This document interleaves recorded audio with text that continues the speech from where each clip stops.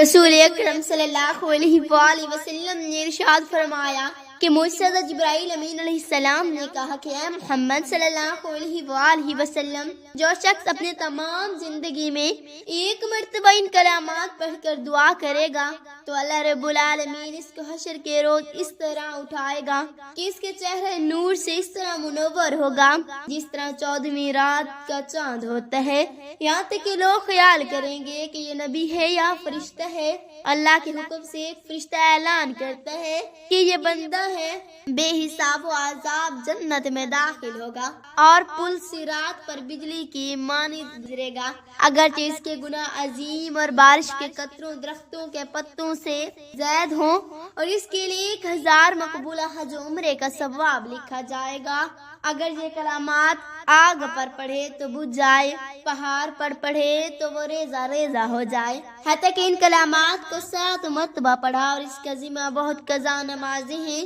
جن کی تعداد خود نہیں جانتا۔ رب تعالیٰ ان کی قضا نمازوں کو ادا تصور فرمائے گا، اور ہر قضا نماز کے بدلے اس کے نام اعمال میں 3 ادا نمازیں لکھے گا۔ پیاس کے واسطے پڑھے گا تو اللہ تعالیٰ اس کو سیراب کر دے گا، اگر بھوکا پڑے تو اللہ تعالیٰ اس کو کھلائے گا۔ حضرت ابوبکر صدیق رضی اللہ تعالیٰ عنہ فرماتے ہیں، میں نے اس دعا کو رات اور دن میں پڑھا تو میں نے سرکاری دو عالم صلی اللہ علیہ وسلم کو خواب میں دیکھنے کا شرف نصیب ہوا۔ حضرت عمر فاروق رضی اللہ تعالیٰ عنہ نے کہا کہ میں نے جس حاجات کے لیے ان کلمات کو پڑھ کر اللہ تعالیٰ سے دعا کی وہ پوری ہوئی، رد نہیں ہوئی۔ حضرت عثمان غنی رضی اللہ تعالیٰ عنہ نے فرمایا کہ میں نے قرآن مجید حفظ کرنے کی کوشش میں تھا، ایک دن رسول اللہ صلی اللہ علیہ وسلم کی خدمت اقدس میں حاضر ہوا۔ حضور اقدس صلی اللہ علیہ وسلم نے مجھے ان کلمات کو پڑھ کر دعا کرنے کے لیے حکم صادر فرمایا،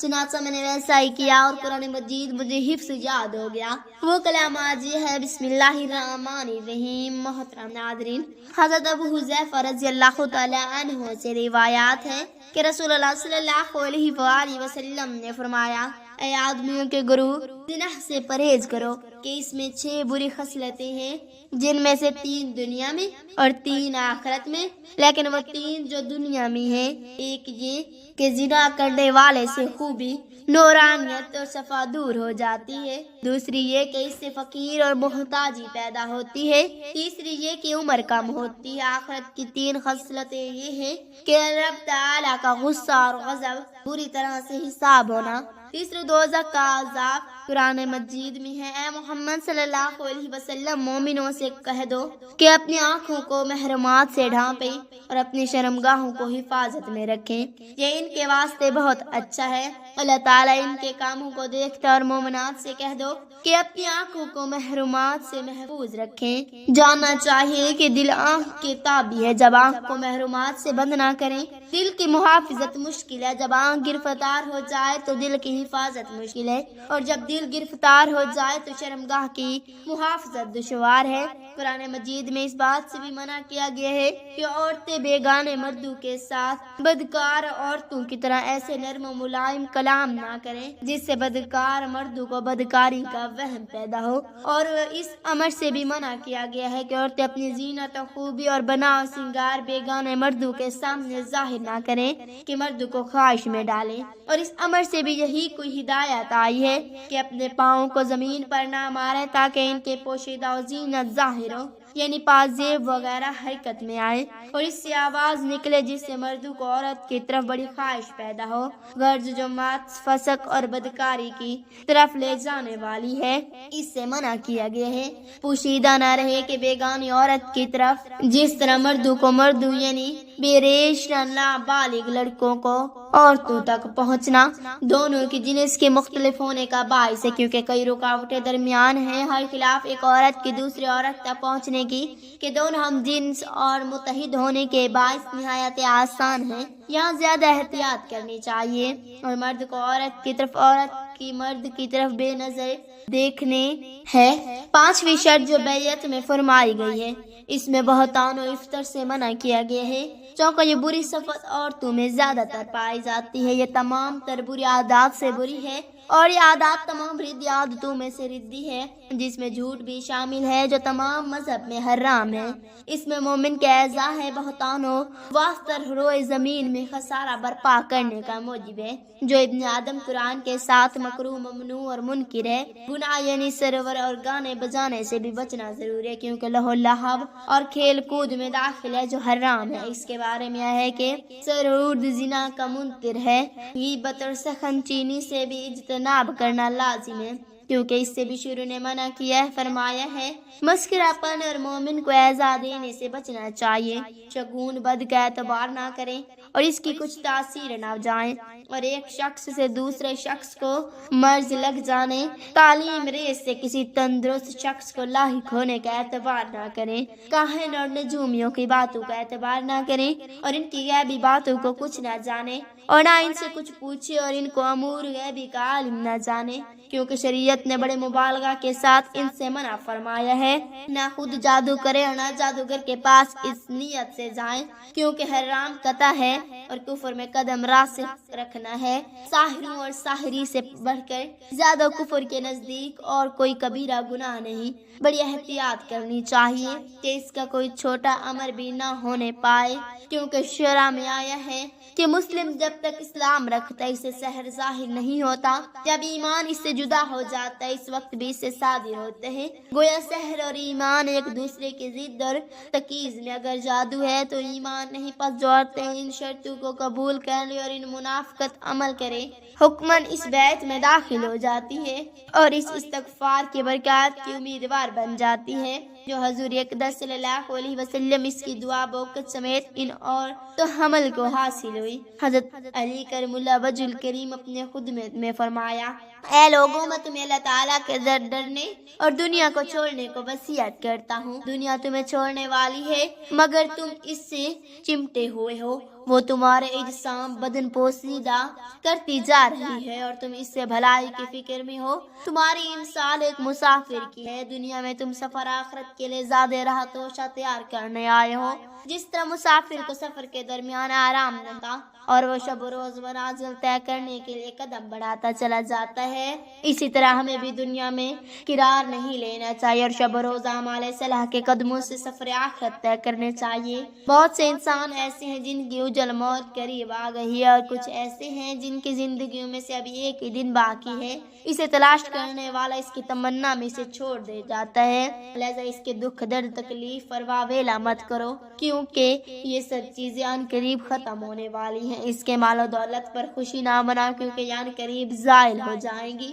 طالب دنیا پر حیران بھی ہے، وہ دنیا کو تلاش کر رہا ہے اور موت اس کی تلاش میں ہے، وہ موت سے غافل ہے مگر موت اس سے غافل نہیں۔ حضرت ابن عباس رضی اللہ تعالی عنہما سے روایت ہے کہ نبی پاک صلی اللہ علیہ وآلہ وسلم نے ارشاد فرمایا، جس رات مجھے معراج ہوئی، مجھے دوران سفر ایک جگہ سے بڑی بہترین خوشبو آئی۔ میں نے پوچھا جبرائیل یہ کون سی جگہ اور کیسی خوشبو ہے؟ حضرت جبرائیل علیہ السلام نے بتایا کہ یہ فرعون کی بیٹے کی کنگھی کرنے والے خادمہ اور اس کی اولاد کی خوشبو ہے۔ میں نے پوچھا اس کا قصہ تو بتائیے، تو حضرت جبرائیل علیہ السلام نے کہا کہ ایک دن یہ خادمہ فرعون کی بیٹی کو کنگھی کر رہی تھی، اچانک اس کے ہاتھ سے کنگھی گر گئی، اس نے بسم اللہ الرحمن الرحیم کر کر اسے اٹھا لیا۔ فرعون کی بیٹی کہنے لگی کہ اس سے مراد میرے والد صاحب ہیں، یعنی فرعون۔ اس خادمہ نے کہا نہیں، بلکہ میرا اور تیرا رب اللہ تعالی ہے۔ فرعون کی بیٹی نے کہا کہ میں اپنے والد کو یہ بات بتا دوں گی۔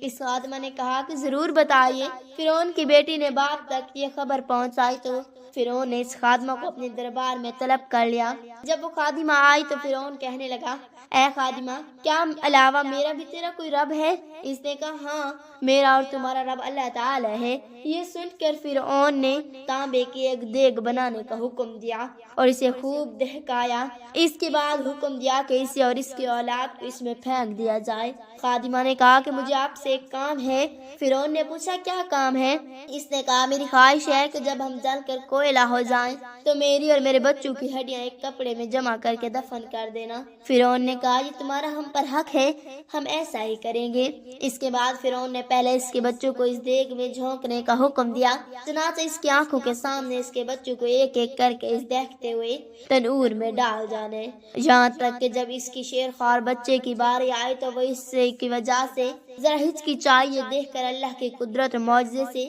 وہ شیرخوار بچہ بولا اماں جان بے خطرہ اس میں کودنا چاہیے کیونکہ دنیا کی سزا آخرت کے عذاب سے ہلکی ہے۔ چنانچہ اس نے اس میں چھلانگ لگا دی۔ رسول اکرم صلی اللہ علیہ وآلہ وسلم نے ارشاد فرمایا کہ مجھ سے حضرت جبرائیل امین علیہ السلام نے کہا کہ اے محمد صلی اللہ علیہ وسلم، جو شخص اپنی تمام زندگی میں ایک مرتبہ ان کلمات پڑھ کر دعا کرے گا تو اللہ رب العالمین اس کو حشر کے روز اس طرح اٹھائے گا کہ اس کے چہرے نور سے اس طرح منور ہوگا جس طرح 14ویں رات کا چاند ہوتا ہے، یہاں تک کہ لوگ خیال کریں گے یہ نبی ہے یا فرشتے ہے۔ اللہ کے حکم سے ایک فرشتہ اعلان کرتا ہے کہ یہ بندہ بے حساب عذاب اور جنت میں داخل ہوگا اور پرصراط پر بجلی کی مانند گزرے گا، اگرچہ اس کے گناہ عذیب اور بارش کے قطروں درختوں کے پتوں سے زید ہو، اور اس کے لیے 1000 مقبولہ حج و عمرے کا ثواب لکھا جائے گا۔ اگر یہ کلمات آگ پر پڑھے تو بجھ جائے گی، پہاڑ پر پڑھے تو ریزہ ریزہ ہو جائے۔ حتیٰ کہ ان کلمات کو 7 مرتبہ پڑھا، اور اس کے ذمہ بہت قضا نمازی ہیں جن کی تعداد خود نہیں جانتا۔ رب تعالیٰ ان کی قضا نمازوں کو ادا تصور فرمائے گا، ہر قضا نماز کے بدلے اس کے نام اعمال میں 3 دن نمازیں لکھے گا۔ پیاس کے واسطے پڑھے گا تو اللہ تعالیٰ اس کو سیراب کر دے گا، اگر بھوکا پڑے تو اللہ تعالیٰ اس کو کھلائے گا۔ حضرت ابوبکر صدیق رضی اللہ تعالیٰ عنہ فرماتے ہیں میں نے اس دعا کو رات اور دن میں پڑھا تو میں نے سرکاری دو عالم صلی اللہ علیہ وسلم کو خواب میں دیکھنے کا شرف نصیب ہوا۔ حضرت عمر فاروق رضی اللہ تعالیٰ عنہ نے کہا کہ میں نے جس حاجات کے لیے ان کلمات کو پڑھ کر اللہ تعالیٰ سے دعا کی وہ پوری ہوئی، رد نہیں ہوئی۔ حضرت عثمان غنی رضی اللہ تعالیٰ عنہ نے فرمایا کہ میں نے قرآن مجید حفظ کرنے کی کوشش میں تھا۔ ایک دن رسول اللہ صلی اللہ علیہ وسلم کی خدمت اقدس میں قرآن حفظ یاد نہ ہونے کی شکایت کی تو حضور اقدس صلی اللہ علیہ وسلم نے مجھے ان کلمات کو پڑھ کر دعا کرنے کے لیے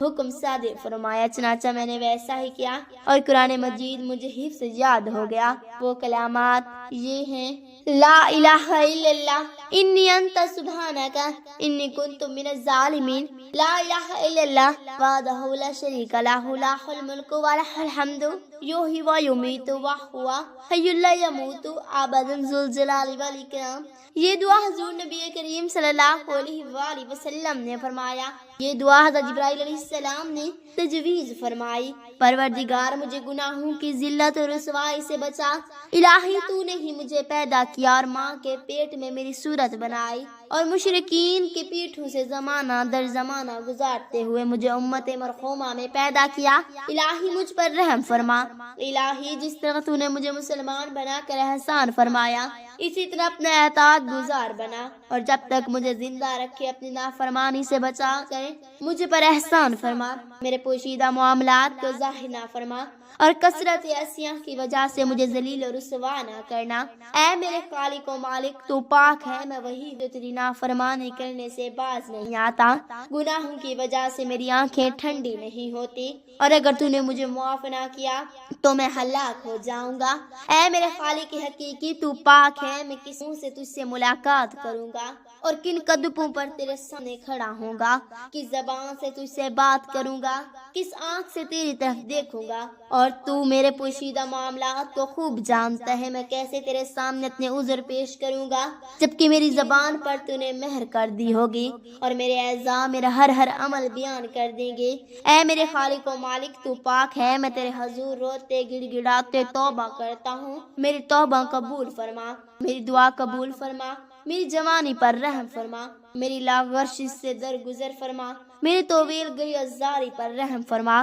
اور میری نافرمانیوں پر مجھے رسوا نہ فرما۔ اے میرے خالق تو پاک ہے، تو مددگاروں کا مددگار ہے، عبادت کرنے والوں کی آنکھوں کی ٹھنڈک ہے، زاہدین کے دلوں کا محبوب ہے، بس تو ہی میرا امددگار اور آخری امید ہے۔ میری جوانی پر رحم فرما، میری توبہ قبول فرما، میری دعا قبول فرما، اور مجھے میرے گناہوں کے ذلیل اور رسوا نہ فرما۔ مجھ سے بڑا بدبخت کون ہوگا؟ الہی تو نے مجھے اس کتاب کا علم دیا جو تو نے اپنے رسول محمد صلی اللہ تعالی علیہ وآلہ وسلم پر نازل فرمائی، پھر میں تیری نافرمانی میں جا پکڑا جبکہ تو دیکھ رہا تھا۔ مجھ سے بڑا بدبخت اور کون ہوگا کہ تیرے سامنے تیری نافرمانی کرتا ہوں جبکہ تیری نازل کردہ کتاب میں مجھے منع کیا گیا۔ الہی مجھے جب کبھی اپنے گناہ اور نافرمانیاں یاد آتی ہیں تو میری آنکھیں ٹھنڈی نہیں ہوتی، لہذا میں تیرے حضور توبہ کرتا ہوں، میری توبہ قبول فرما۔ تیری توحید کا اقرار کرنے اور تجھ پر ایمان لانے کے بعد مجھے جہنم کا ایندھن نہ بنا۔ میرے والدین کے اور تمام مسلمانوں کے اپنی رحمت کے سبب مغفرت فرما، آمین یا رب العالمین۔